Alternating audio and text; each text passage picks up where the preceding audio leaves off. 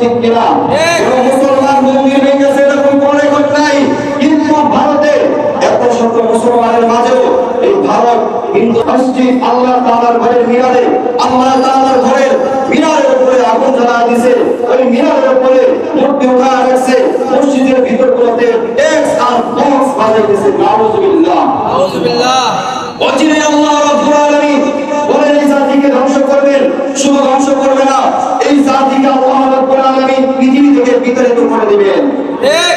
আমরা দোয়া করি আল্লাহ রাব্বুল আলামিন যদি তাদের কপালে হেদায়েত রেখে রাখেন, আল্লাহ রাব্বুল আলামিন তাদেরকে হেদায়েত দান করুন, নতুবা আল্লাহ রাব্বুল আলামিন কোন জামানায় যেভাবে প্লাবন দিয়েছিলেন, হযরত নূহ আলাইহিস সালাতু ওয়াস সালামের প্লাবনে যেরকম তার অনুসারী ছাড়া বাকি সমস্ত মানুষ পানিতে ডুবে মারা গেছে, ওরকম ভারতের যে নদ নদী আছে ওই নদ নদী থেকে আমরা দোয়া করি একদিন না একদিন আল্লাহ রাব্বুল আলামিন এমন পানির সৃষ্টি, এমন সৃষ্টি আর এমন ঢেউ আল্লাহ রাব্বুল আলামিন তৌবা করে দিবেন, ভারত ধ্বংস হয়ে যাবে। কথা বলেন ঠিক কিনা?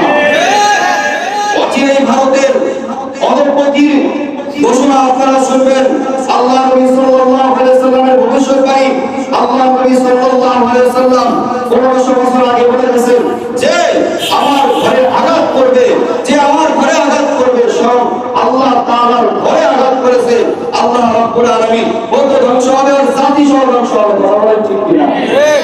আপনারা ফেসবুকে দেখেছেন কোরআন আমাদের কালাম, আল্লাহ তাআলার বাণী, ওই বাণীগুলোকে তারা রাস্তায় রাস্তায় আগুন দিয়ে পুড়াইছে।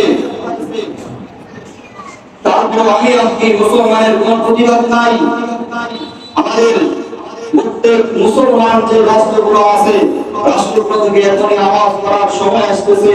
কেউ সময় এই সময় যদি আওয়াজ না করা হয় তাহলে ভারতের মুসলমানগুলোকে একের পর এক লাশ বানায় দেবে।